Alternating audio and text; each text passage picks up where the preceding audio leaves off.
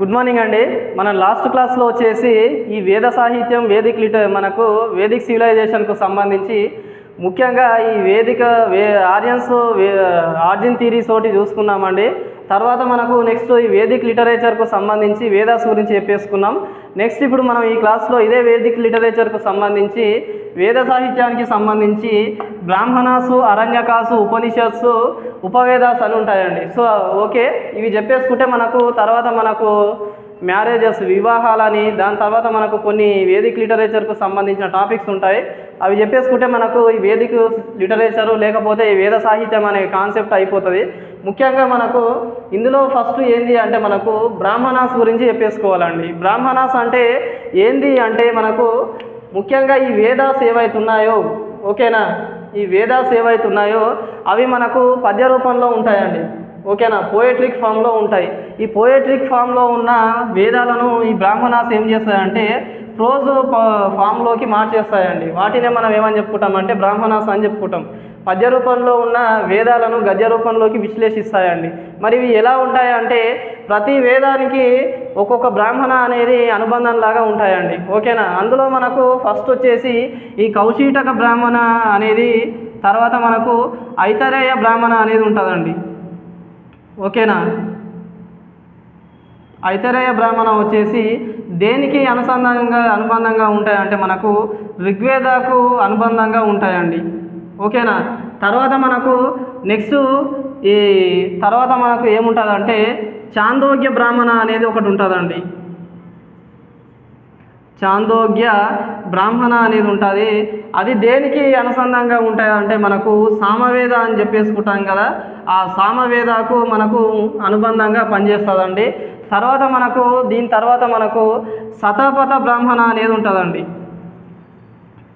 ఈ శతపథ బ్రాహ్మణ అనేది మనకు దేనికి అనుబంధంగా ఉంటుంది అంటే యజుర్వేదకు సంబంధించి ఏదైతే ఉంటుందో ఆ యజుర్వేదకు అనుబంధంగా ఉంటుంది. మనకు లాస్ట్ అండ్ ఫైనల్లో గోపద బ్రాహ్మణ అనేది ఉంటుందండి.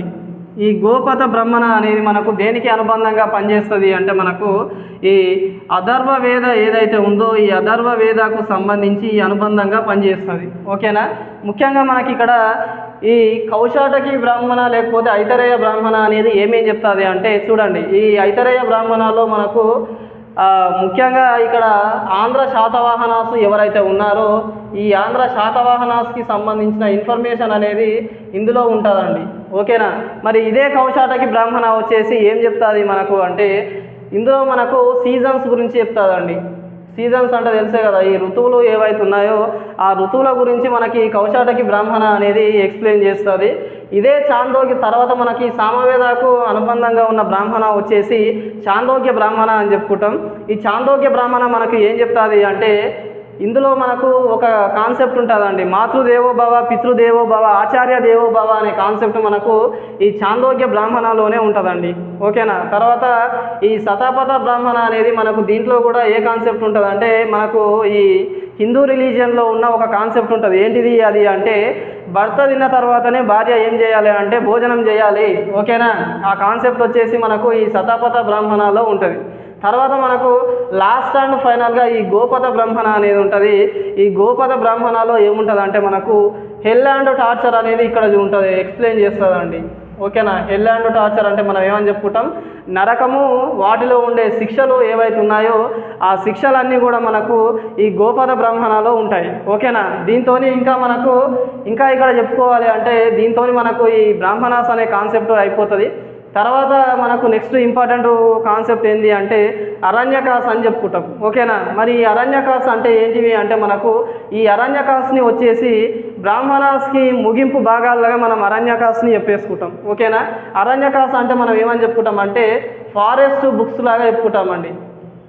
ఓకేనా, మరి ఫారెస్ట్ బుక్స్లో ఏముంటాయంటే మునులకు, ఋషులకు సంబంధించి వాళ్ళ లైఫ్ స్టైల్ ఎట్లుండాలా, వాళ్ళ అలవాట్లు ఎట్లుండాలా, ఓకేనా, వాళ్ళ జీవన విధానం ఎట్లుండాలి అనేది మనకి అరణ్యకాస్లో ఉంటాయండి. ముఖ్యంగా ఏంటి అంటే అడవిలో కూర్చొని రాసే పుస్తకాలను మనము అరణ్యకాస్ అని చెప్పుకుంటాం.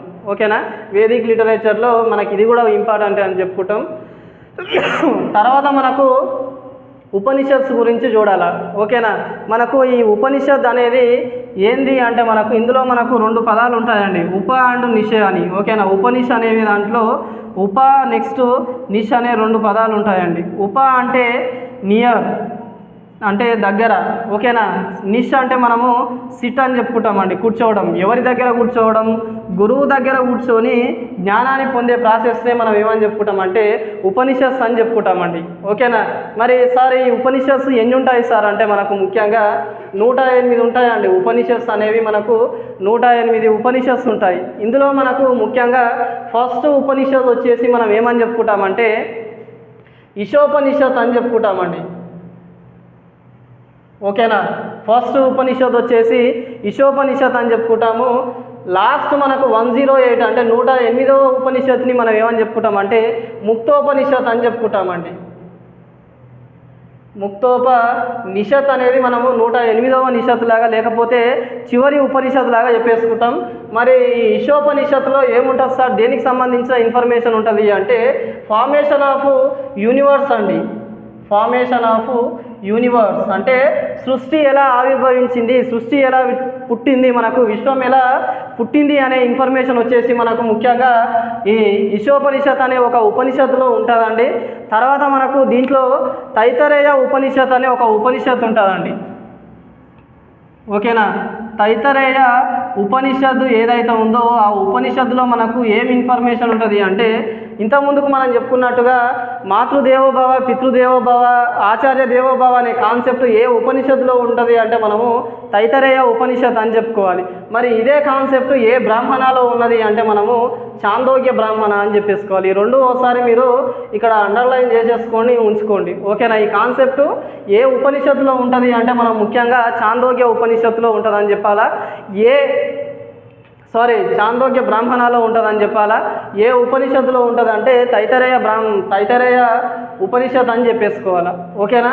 తర్వాత మనకు ఇందులో కొన్ని ఉపనిషత్తులు ఉంటాయి. అందులో మనకు ముఖ్యంగా ఒక ఉపనిషత్తు ఉంటుందండి, దాని పేరు ముందాక ఉపనిషత్ అని ఉంటుందండి, ఓకేనా.